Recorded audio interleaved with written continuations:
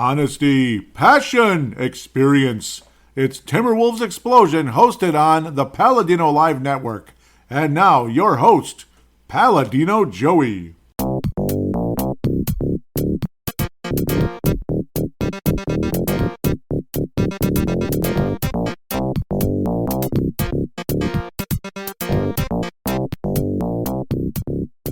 Hello again, Timberwolves fans. Are you ready for the explosion of Timberwolves basketball? I am your host, Paladino Joey, or Joey Awajan. Timberwolves Explosion is available on Apple Podcasts, Google Podcasts, Podaman, Spotify, iHeartRadio, TuneIn Radio, Audible, Stitcher, Double Twist, and I'm sure some others.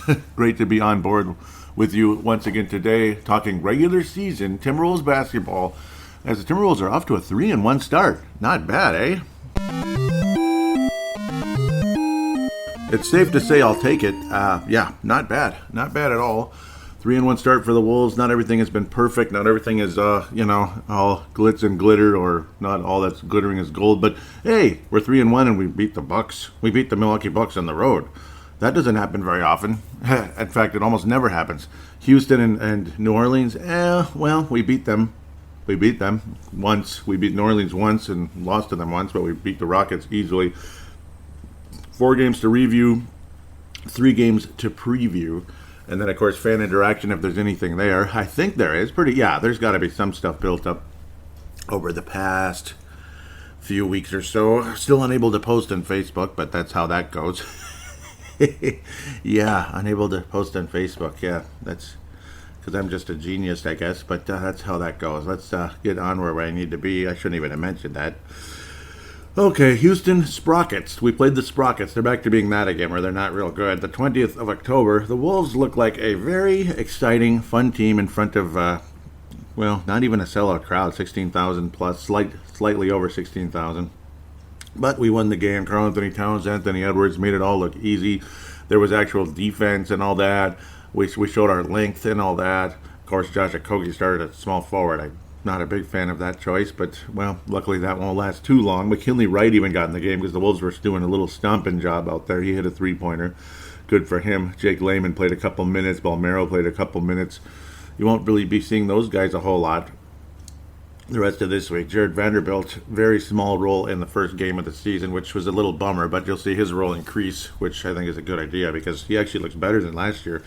Naz Reid had 3 blocks in the game. Not bad. But again, the length, the athleticism, and just the excellence of Karl-Anthony Towns and Anthony Edwards especially made us all feel so good.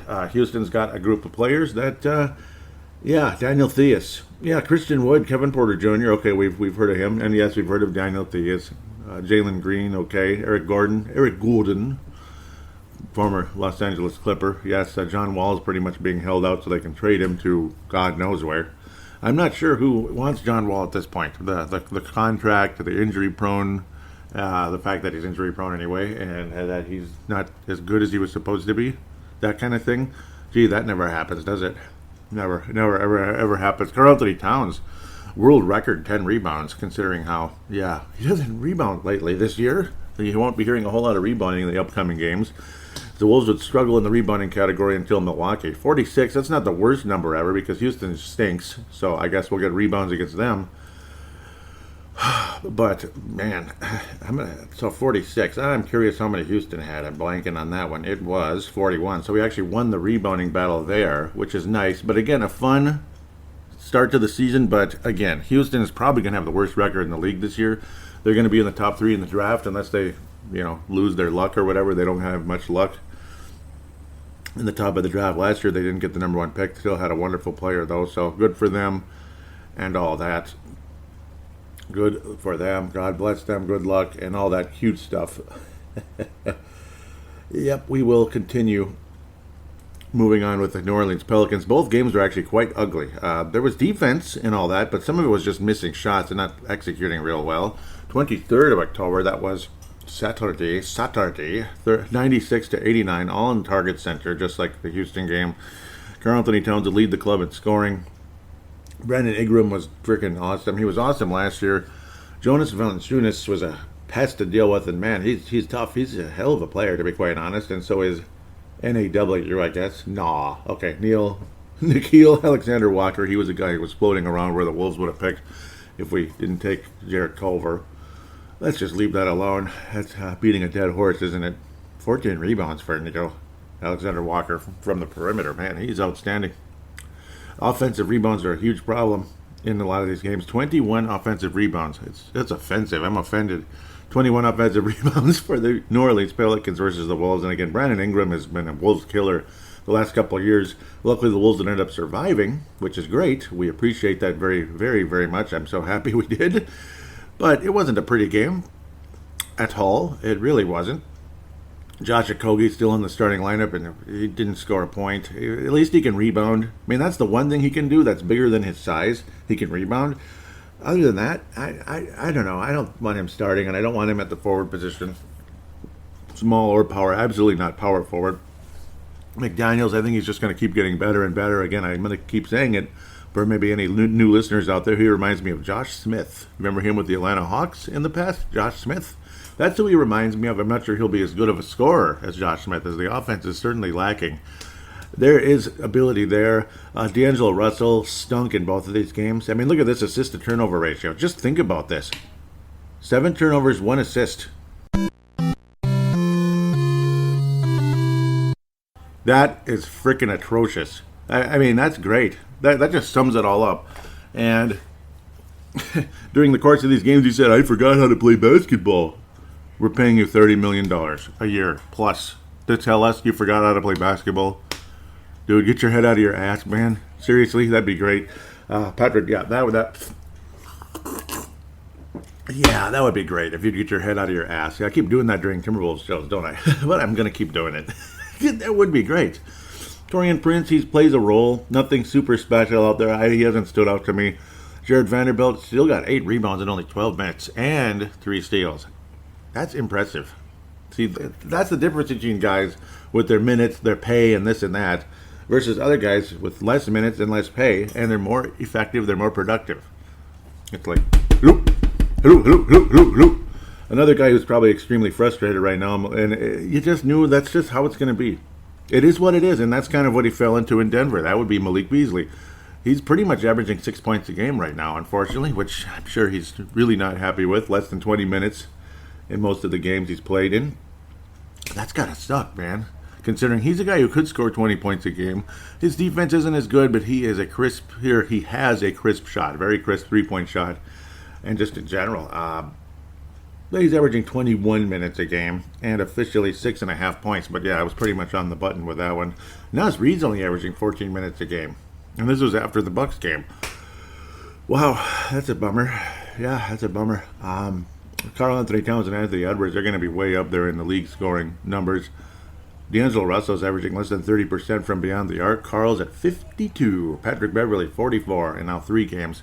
Everybody, and I mean everybody, in the locker room, every fan in the seats, every fan watching on the widescreen, we'll call it, I guess. Well, modern TVs, is a fan of Patrick Beverley because he's not on the Clippers anymore. He's not on the Houston Rockets anymore. He's on the Timberwolves. And yeah, if he's on your team, you love him.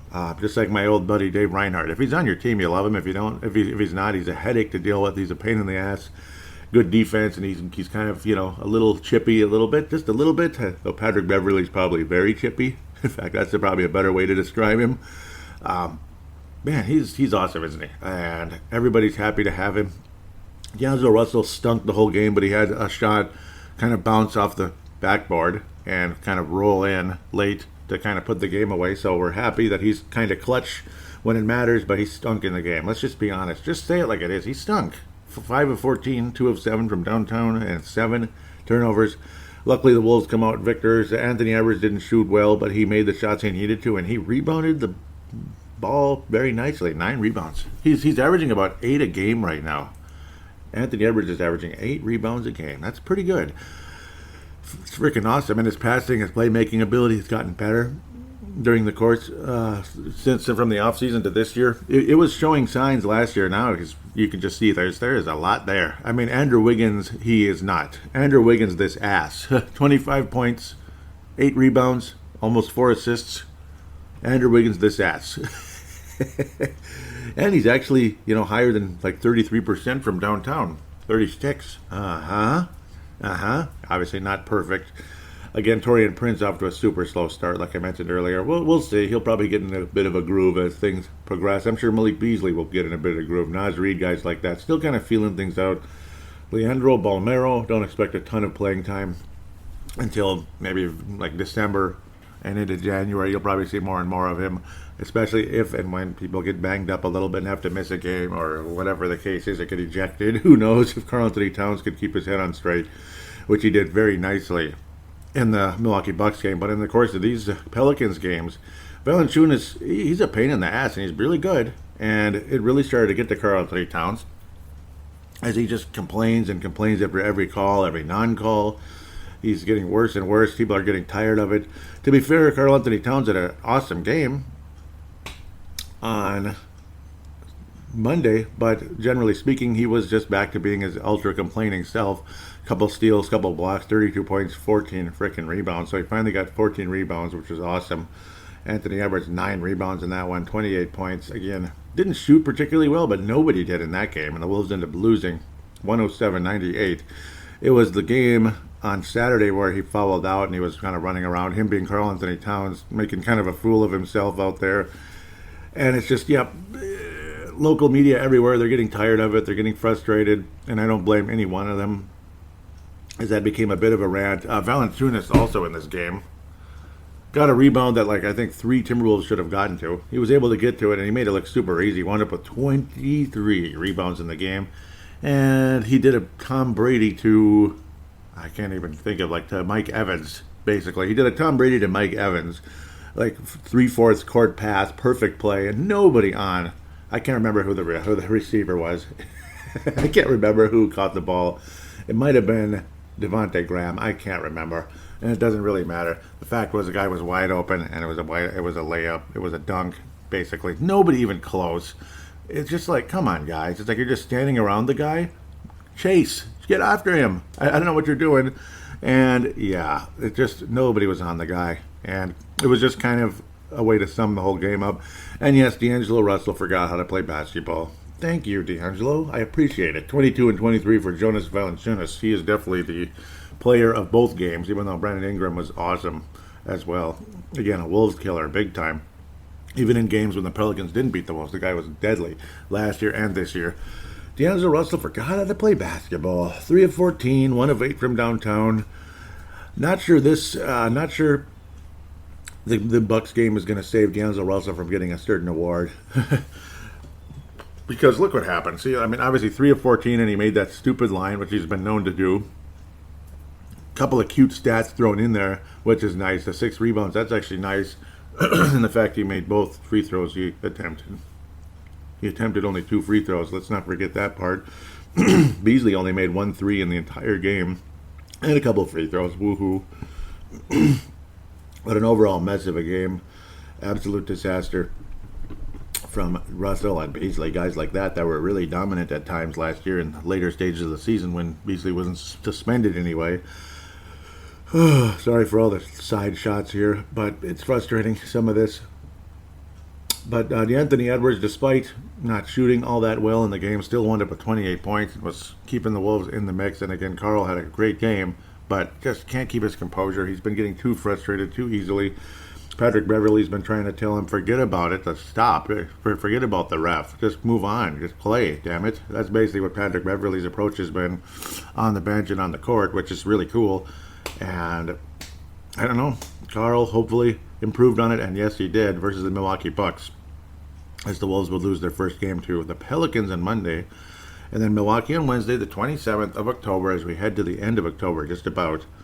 One more game with Denver coming up. You'll hear about that in seg numero dos, or segment number 2 anyway.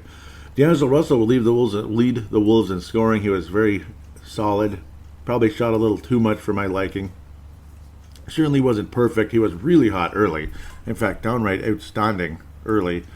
To be quite fair, 7 of 7 from the floor, and the Wolves were up 16-7. It was a very early start for D'Angelo, scorching the net, and things quieted down quickly after that. Sounds about right.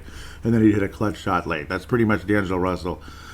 We outplayed the Bucks until late in the fourth, but held on, thank God. The Wolves never trailed in the game. Absolutely never trailed in the game. Anthony Edwards was relatively quiet, but had a really good third quarter. That was awesome.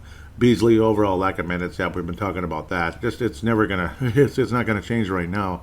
A guy who majorly stood out was somebody who entered the starting lineup for the first time, and that was Jared Vanderbilt. 10 points, 13 rebounds. Yes, that's what I'm talking about. And over 30 minutes. That's what I'm talking about. Milwaukee's a little bigger, and especially when you get the Greek Freak on the floor, you need somebody like that, even if the Greek Freak's going to beat him, which is going to happen because he's one of the best players on the planet, and they are the defending champions for a reason, because Mr. Greek Freak, Giannis, am I finally saying it right now? I hope Nick Timus and others out there, I hope I'm saying it right. I do. I'm not trying to be a jerk or sarcastic. I sincerely hope I'm doing it right. Giannis, oh yeah, he's obviously, he willed that team to a championship last year, and good for him, along with some wonderful play by his teammates. Back to where I need to be. Jaden McDaniels, that's how you rebound the ball, you son of a gun. 11, that's what I'm talking about.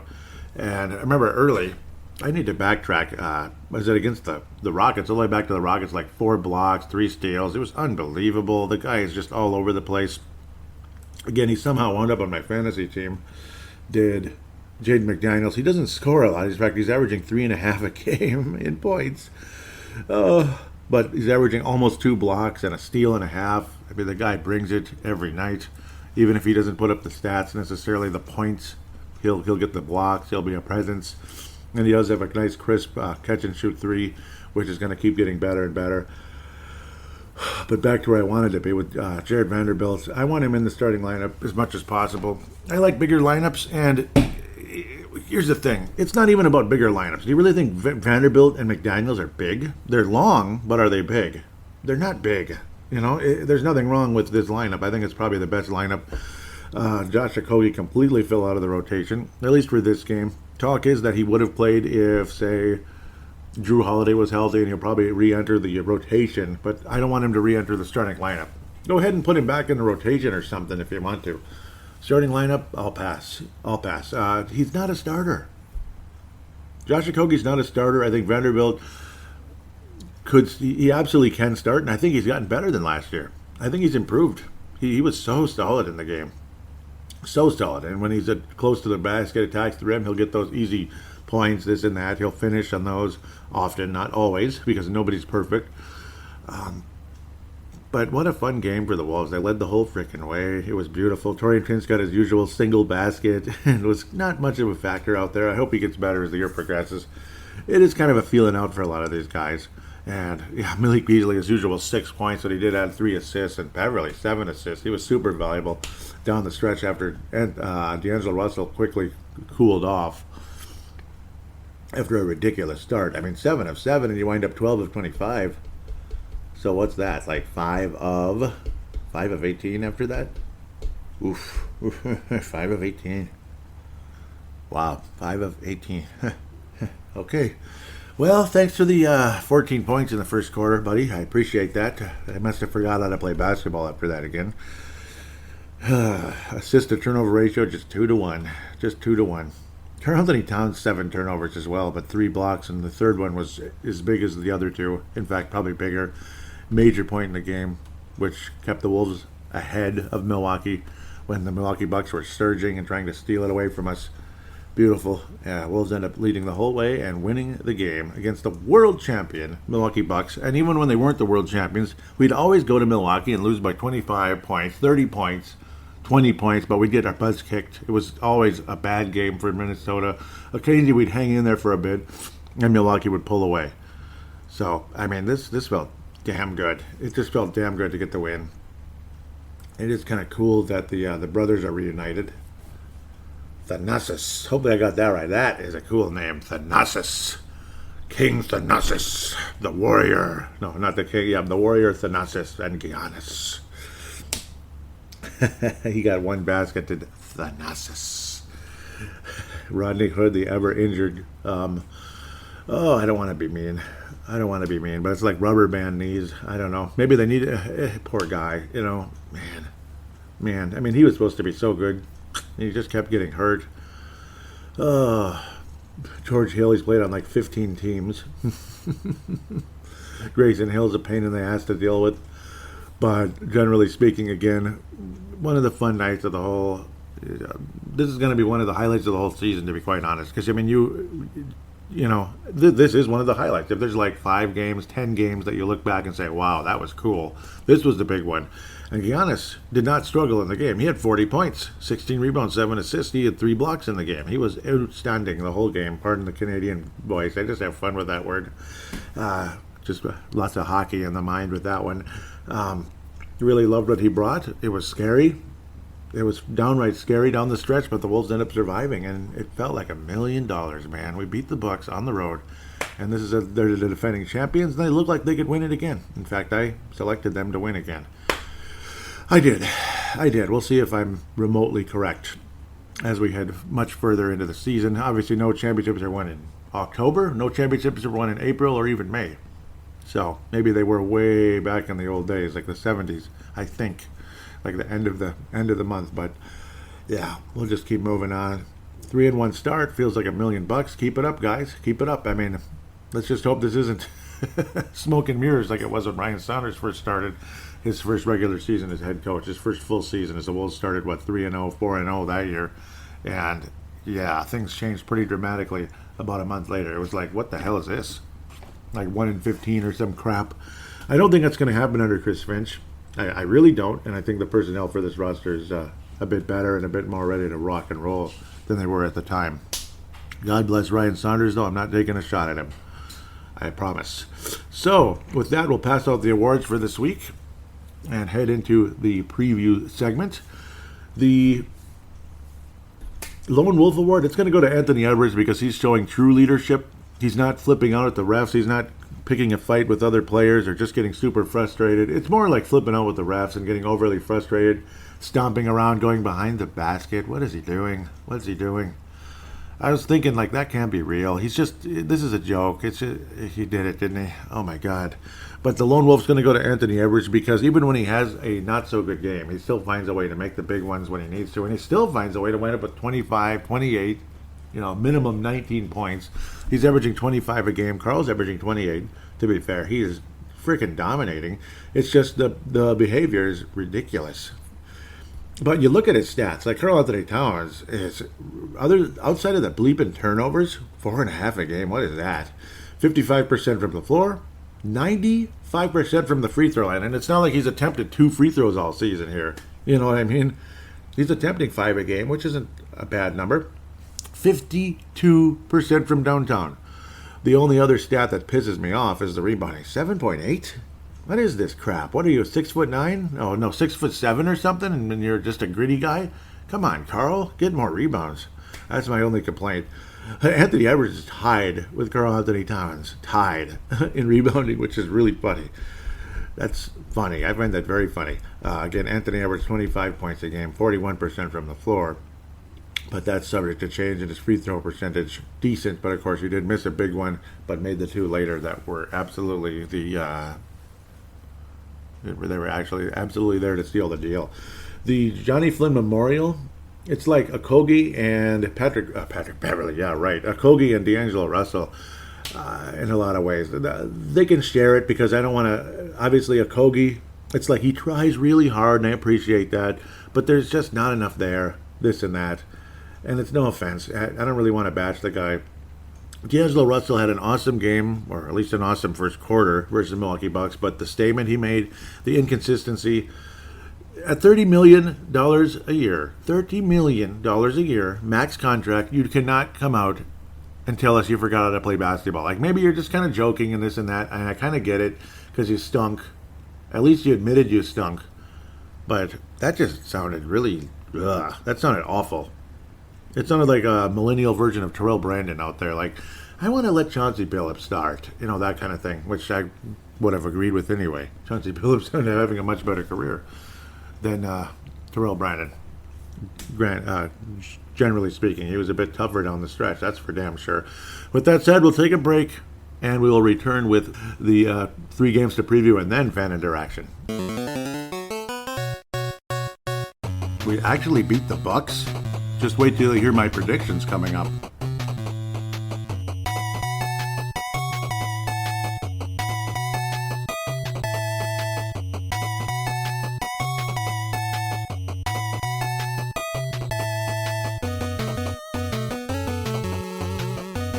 And we are back here on Timberwolves Explosion, segment number 2. Going to look at 4 games coming up, or you could say 3, because luckily it's 3 opponents. Try to make things simple here. I'll review up to next Friday, or preview up to next Friday, basically, and see how things go from there. Because I'm not sure exactly how the schedule is going to be, but most likely the next show will be sometime next weekend. Maybe. We'll just have to wait and see, because obviously the schedule is going to fluctuate, but luckily able to get a Timberwolves Explosion in because of rainy days. Rainy days can help this time of year in terms of obviously fall cleanups are the are an issue in November, and then after Thanksgiving and all that, things get rolling. Okay, so I already talked about that. The Minnesota Timberwolves will take on the Denver Nuggets this upcoming Saturday. Looking forward to that one in a big way. The defending MVP, the reigning MVP of the NBA, Nikola Jokic, or Jokic, or however you want to call it, it's Jokic.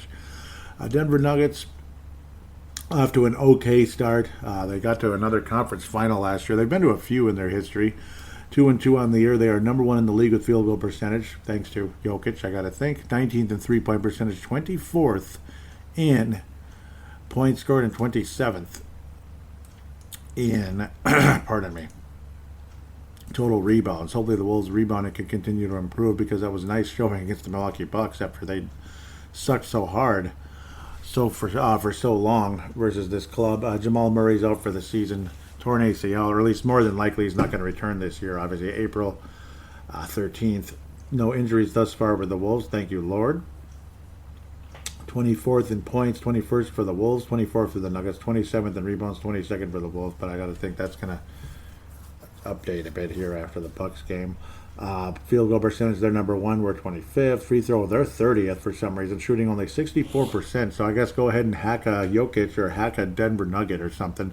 They're really low in block shots. Wolves number 1 in the league, and Karl-Anthony Towns with 3 blocks versus the Bucks. That's going to help a lot as well. 28th in the league for the Nuggets, number 1 for the Wolves. Wolves number 1 in steals as well. Thank you, Jaden McDaniels, number 1 in steals, averaging 13 and plus a game. That's pretty damn cool. Assists, the Wolves and the Nuggets are in the smaller, they're in the lower echelon, lower half, 17th and 18th, respectively. Nuggets are leading their turnovers. Nuggets average 20, are 28th in the league, Wolves 24th, blah, blah, blah. Shouldn't go on too long. Assist to turnover ratio, both teams in the lower echelon in the league as well, along with three-point percentage. Wolves are actually right in the middle right now, 34%, to the Nuggets 33.3. They literally make 1/3 three-pointers per game, or 1/3 of their three-pointers overall. Jokic statistics are beautiful and everything. He's averaging a triple-double and almost 5 assists, so he's kind of like Kevin Garnett in a sense. 20, 10, and 5, but it's, no, he's not averaging a triple-double. I'm looking at his defensive rebounds. I'm an idiot. But he's 20, 10, and 5 range like Garnett, but scoring more than Garnett, and not as good a defender as Garnett necessarily. He can be sometimes, but not generally speaking. They have Will Barton. We've often talked about him on the show. He's got a nice three-point shot, 42%. Michael Porter Jr. has had some good moments. Doesn't stand out all the time. Monte Morris. Jeff Green is still around. He's now on the Nuggets. Got it like that. And a guy I've always been a big fan of, JaMychal Green, not getting a whole lot of minutes thus far. He's getting some, but not enough. 14 minutes ain't going to get it done. The Wolves should be able to compete against this Denver Nuggets team. Denver Wolves definitely look like a better team this year. Yes, they look like crap both games versus the Pelicans, as we talked about in segment 1, but generally speaking, the Nuggets haven't been all that great. The Wolves at 3-1. Not too bad. I'd have to say Bull is a member of the Nuggets. Austin Rivers is a member of the Nuggets. They've picked up all these random guys. PJ Dozier, it's like kind of funny. And Aaron Gordon, of course. There was another trade. Orlando with their fire sale last year, moving Vucevic to the Chicago Bulls and all that. And they got some good players. You have Wendell Carter to the Orlando. Yeah, I could just go on forever. But yeah, I mean, I got to think the Wolves could beat this club. Denver, I don't think they're as good as last year. At least not yet. They lost to Utah recently, 122-110. They have lost a couple in a row. I do believe, they play the Mavericks before they play us. the day before, so that helps. They'll be on ESPN, which is cool for them, I guess. But, yep, they'll be hosting the Dallas Mavericks. They may or may not win that game, and then they come to Minnesota. So Wolves have an advantage there, no question about it. We'll be rested a few days. Denver will not. I think Wolves win the game. I think the Wolves beat the Denver Nuggets. Something along the likes, final score. Our scores have been all over the place. Frankly, so is Denver's. They haven't been scoring a whole lot. Usually we don't score much versus Denver. I think it'll be more of a defensive game at the end of the day. But the Wolves end up winning. Let's go with 110 to 100. Wolves win by 10 over the Denver Nuggets in Target Center on Saturday night. So that should be a lot of fun. Make us all feel good. Beating up the Denver Nuggets, or just beating them. Maybe not beating them up. Who do we got next? Orlando Magic. And, of course, my favorite player will not be in attendance. My favorite Orlando Magic player, at the very least. My overall favorite player is Anthony Edwards now, generally speaking. But they got a nice little lineup. Cole Anthony had that huge clutch three-pointer against us last year, much to our chagrin. I forgot to talk about it when other times we play the Nuggets coming up. I'll get back to that right now before I move on. We play the Nuggets. Why isn't it in front of me? What the bloody hell? We play them, 4 times this year. Yep, obviously. That's generally how it is. We host the Wolves. We host the Nuggets Halloween Eve, so to speak. December 15th, they host us. February 1st, we host them one more time. And then April Fools. Hopefully it's an April Fools for Denver, not us. That'll wrap up the season series. And hopefully the Wolves end up winning it 3-1 or something. Sweeping it would be really cool. But 3-1, that's possible. Orlando Magic, of course, Eastern Conference team. And we're back to the good old 82-game schedule, which I appreciate very, very, very, very much. Yep, obviously November the 1st. Welcome to the month of November. And then March 11th is the final matchup between the two clubs. Orlando Magic are off to a 1-4 start. I guess that's not too surprising. Jonathan Isaac had a torn ACL on August the 3rd, but that was the year before, correct? I mean, it's been over a year, right? So this wasn't recent, obviously. He's still trying to come back. Huge fan of Jonathan Isaac for many reasons. Obviously, the player, even before everything, I was just such a big fan of Jonathan Isaac. Even before I started learning more and more about him. I loved him. Shot blocker, this and that, but doggone it, stay healthy. And then, things, and then he didn't stand for the national, or he did stand for the national anthem, and he had to explain that. I'm still wondering about that one. I don't think there should be a problem with the guy standing for the national anthem. And then he tore his ACL the next day, which still to this day that breaks my heart. So that's the story there. And Shuma Okiyi with the right hip injury as of October the 19th. Orlando is 28th in points, Wolves 21st. Yep, I won't go over what the Wolves are and everything right now necessarily. Obviously blocks first, steals first. Orlando is lower echelon in a lot of categories. 25th in three-point percentage, 18th in free throw. So basically right now, the Magic are a little bit better in free throw, just barely, 0.8%. And a little tiny bit better in rebounding, which most teams are than the Wolves at the moment. And turnovers, they're slightly better at protecting the ball, 0.2 turnovers less than the Wolves at the moment. Otherwise, the Wolves should be able to win this game as well. Could it be the Wolves come out to a 5-1 start on the season? I mean, it helps bringing a little confidence when the Timberwolves can win in Milwaukee, Wisconsin, the defending world champions. Because the Wolves never win in Milwaukee. Never, ever win in Milwaukee. It's a big deal. That's a big frickin' deal and made me super excited, obviously. Cole Anthony again had that big clutch shot when the Wolves were collapsing and losing to everybody last year when God love him, but it just wasn't working out. Ryan Saunders was still head coach at the time, and we just weren't beating anybody. We were inventing ways to lose. In their last 5, they lost to San Antonio, just getting crushed were the Magic. Crushed, 26 points. They lost to the Knicks by 25 points to the Knicks. 2 days later, beat the Knicks. So home and home type of deal. Beat the Knicks by 6. That rhymed, I guess.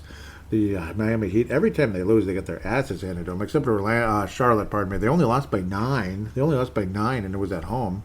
But, the Miami Heat crushed them by 17. Gosh, Orlando's gotten their butts whooped in every game. Gosh, Bulls are 4-0, huh? I'm not too surprised, though. I mean, it's a good team. It's a damn good team. I don't think they're going to win the Eastern Conference or anything. I almost dropped an F-bomb.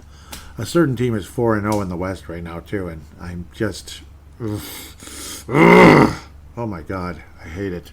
You can guess who it is. Just look it up. You know who it is. You know who I despise more than anyone. Wendell Carter Jr., nice addition, obviously from Chicago Bulls land. He's not averaging that many points, but he's a good player. Obviously, he's a double threat every bleeping night. Moritz Wagner's been all over the place. He was a nice player for Michigan. Hasn't done a whole lot since. Robin Lopez, less and less minutes every year. Gary Harris, he's just been.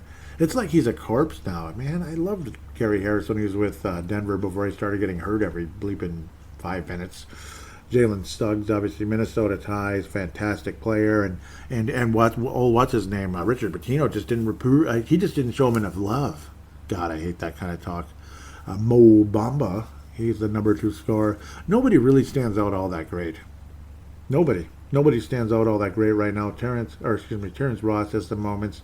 Jalen Suggs will continue to get better, but he's a rookie, and rookies don't usually stand out their first 5 minutes in the league. Wolves are gonna beat the Magic, I think. I think we should, right? Is it another home game? Yeah, I say there's no. You have to beat the Magic.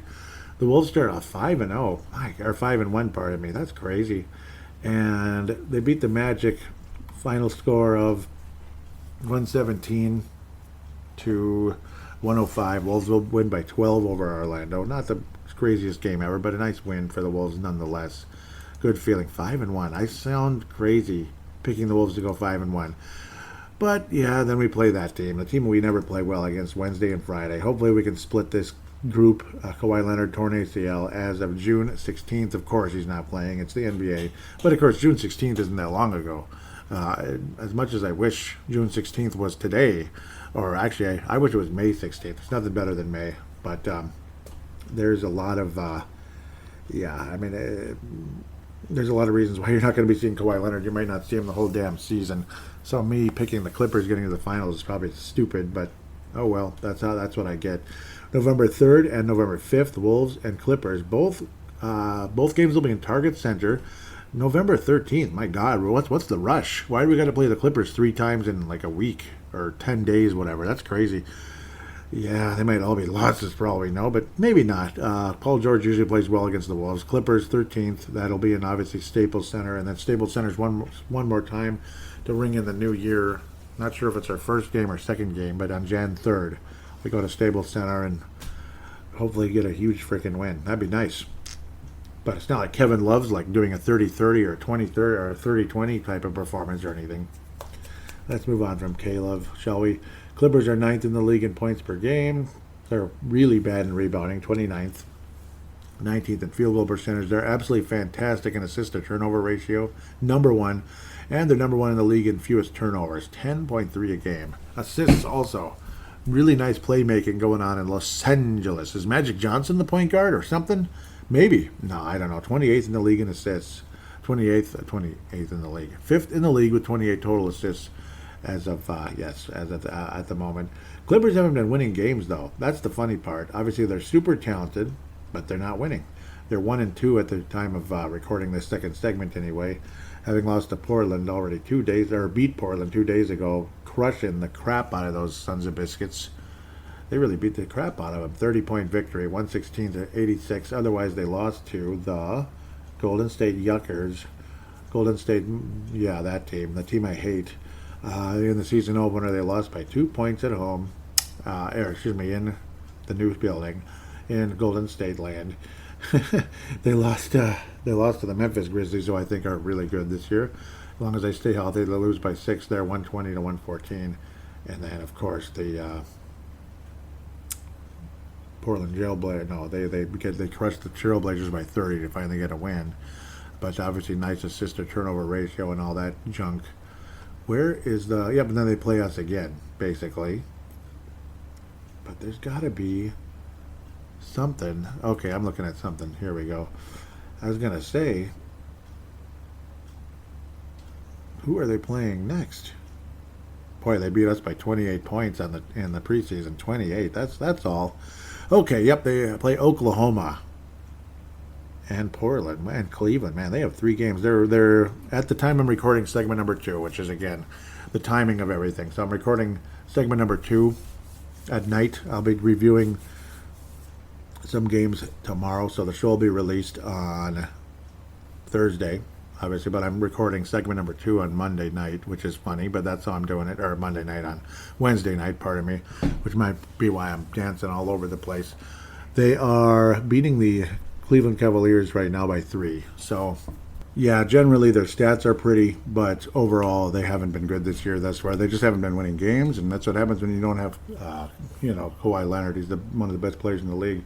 Paul George is certainly scoring a ton of points, 28.7 at the moment, after only 3 games to open up the season. Reggie Jackson averaging 15.3.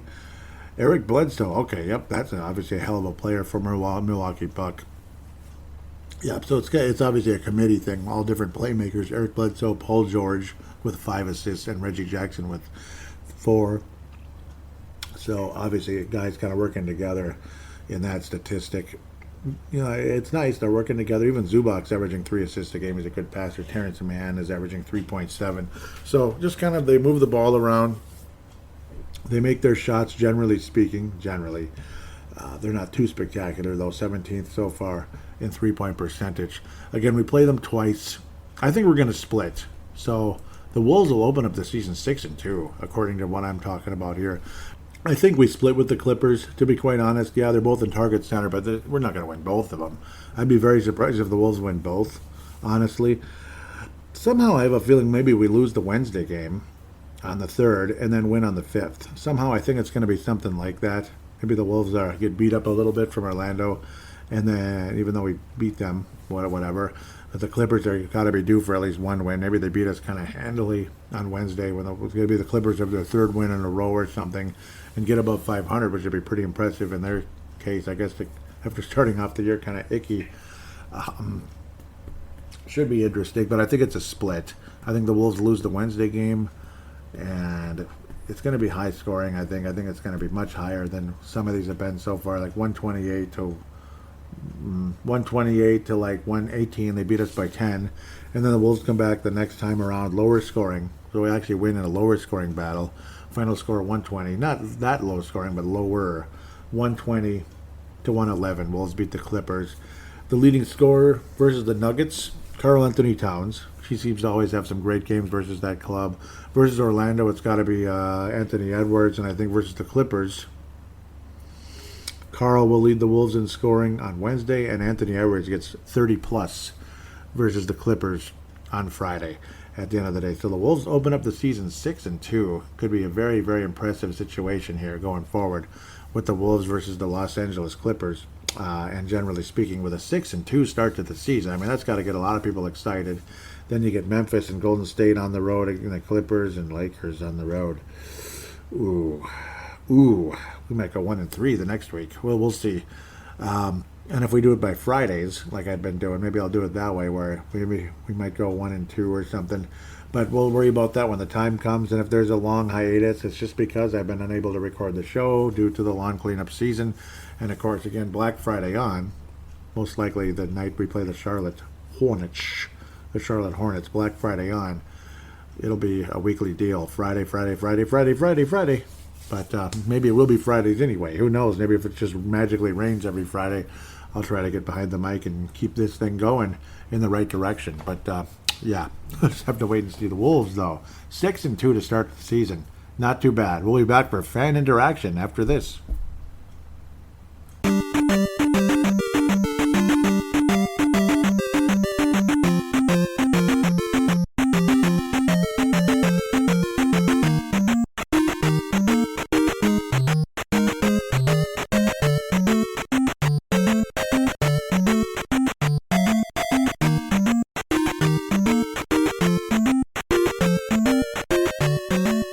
And we are back here on Timberwolves Explosion, final segment, fan interaction. Ready to look at the Twitter account at TWolvesEX. So please do join that. Apologize again for the low amount of followers. I lost the other profile not too long ago because Twitter's crazy and I still don't even know what happened, but really don't know. Appreciate the likes and the retweets. Benzo with the like. Vince Germano with the retweet of the most recent episode, season preview, episode 311. Levi Brown with the retweet. Thank you so much. And Tanae. Vince Germano out of Melbourne, Australia. And of the Courtside podcast. Awesome. Can't wait till you guys get that thing going again. It's been away for a little while, looks like. Maybe the guys got busy and everything. It's about as good of a basketball podcast as there is on the planet. Levi and Tanae Brown are from New Zealand. Thank you guys so much for the retweets and for the just wonderful loyalty to the show. You guys are awesome. And here we go. Random hoops. That would be Pumpa out of Brisbane, Australia. Reese Pedretti.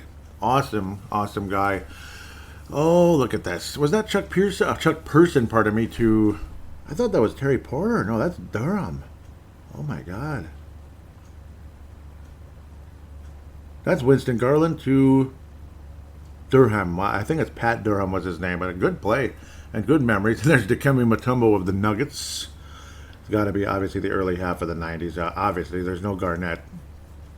That is old school. Thank you. Thank you very much, Reese Pedretti. You know how much I love old school. Apologize I didn't like or retweet it just yet. But yeah, I guess that was only like a day ago. This is some awesome stuff. It really is. It's super classic. Again, Brisbane, Australia. Good memories. It's probably about Winston Garland. So we're probably talking 93, 94-ish. Yeah, 93, 94. Maybe 94, 95, I think. Terry Porter got there just in time to help Garnett and such, right? And then Sam Mitchell returned. That was all kind of around the same time. It's Terry Porter wore number 30, so obviously he wasn't there yet, because that means Garnett wasn't either, but the Wolves still played in the same building. Sorry for babbling so much, but man, that was nice. Of course, again, this is going to be a super short segment, unfortunately. Not a whole lot of interaction, and that's my own fault. I need to be a little more active on there, and we will probably have more next week. But again, thank you for that. Tanae Brown says Anthony Edwards having 0 free throws at halftime is ridiculous. I think it happened last game too. Over half of his shots are from beyond the arc. Can we get him to going to the hoop, please? Yeah, it's like he goes to the hoop, but I understand. Yeah, he does settle for jumpers, doesn't he? That's probably his biggest weakness, and I should have talked about that more. I feel stupid not mentioning that a little bit more. That's kind of on me there. Needs to get to the basket more. He needs to stop settling. He does settle a lot, and that seems to be kind of the Wolves' Achilles heel forever with a lot of our star players over the years, including even the guys who put an asterisk next to the word star, like Andrew Wiggins. When he was a rookie, he attacked the rim. He was awesome, and I was like, wow, this guy's going to be a special player. I was so excited. And then he very quickly became more and more of a settler. Early in his second year, he looked downright spectacular, 25, 26, 30 points. You know, he was so good, and he was super clutch. And then it all just went away. It was weird. It was weird, because there was definitely some promise with him. But, yes, Anthony Edwards does need to get to the free throw line more. When he does, he's great. We appreciate it. Yeah, versus Milwaukee's, New Orleans, pardon me, 0 free throws at all. Zilch. That was in the law. Nope, that was in the win. That was 0 free throw attempts on Saturday. That's freaking bad. I almost dropped an F-bomb. That's really bad. On Monday, 0 free throw attempts. Man, that's why he only had 19 points. That was his low of the season. 4 of 4. Those those were all in the second half. Feel you there? 4 of 4. That was on Monday. And then Wednesday, last night, versus the Schmucks. No, they're not the Schmucks. They're really good, obviously. Schmucks would be different teams. He was 5 of 6. Yep, I remember he missed a key free throw late. But yep, he got to the line late. He was clutch late after a weak general first half. He was pretty weak. And yeah, 2 of 10 from downtown and 9 of 24 overall. That explains the low field goal percentages. Yes, he's been settling too much, obviously. And he did that a bit last year as well, when he'd have some of those rotten games during his rookie wall sections of his season. He does settle a bit, does Anthony Edwards, occasionally. He gets a little too trigger happy, and he loves his shot. He's mentioned that before. I think it's going to get better. Obviously, Andrew Wiggins said that. Pardon me. That was Andrew Wiggins who said that. He loves his shot. The long 2-pointers that never went in, like 2 of 11 type of garbage. It's going to get better from Anthony, but yes, if he's able to attack the rim more, the better he'll be, and the more successful the Wolves will be. He's got the strength, where Andrew really didn't. Andrew really never got bigger, did he? He'd maybe put on like 3 pounds basically of muscle his whole career, where Anthony put on a ton of muscle in the offseason, and he grew an inch too. Pretty cool. Or was it 2 inches? He at least grew 1, where he's like a legitimate 6'6" now, and he's Michael Jordan. Well, he's Michael Jordan's height anyway. But yeah, I really damn good point. Thank you very much, Tanae Brown, and that can help make this segment feel more and more worth it. Really appreciate you bringing that to the table. my brother. Really appreciate that in a big way. So, final stuff here, and I didn't talk about Vig It again because I'm an idiot. But I have the paper, otherwise I could just cut it out off my head. Here it is. The Vig It application. The Vig It application for Android devices and Apple devices. Just look it up in the app section. VIGIT, two different words. Sports, social media for sports bettors. You can post about your picks and see what others are saying about games. Vig It betting leagues, a month-long betting competition to see who the best sports bettor is over the course of a month. Free-to-play sportsbook, bet free coins, win real prizes. That's always a really fun thing where it's kind of like a national thing, like predictions and such. Betting stats. There is great information available on the Vig It like line movement where the public is betting. So again, you can kind of even use it as a cheat sheet as well to see where everything is. This is not real money wagering. You are not using real money. This is play money. It's like fantasy betting, but it's a lot of fun to compete against others with it. Just like fantasy football, this and that. You can have a lot of fun, and if you bet money on the side, that's up to you. But it's not done on the application. The application is strictly fantasy betting. But do join it. It's a lot of fun. And if you do join, the referral, when they ask, is Paladinolive, all one word. That information will be in the show description.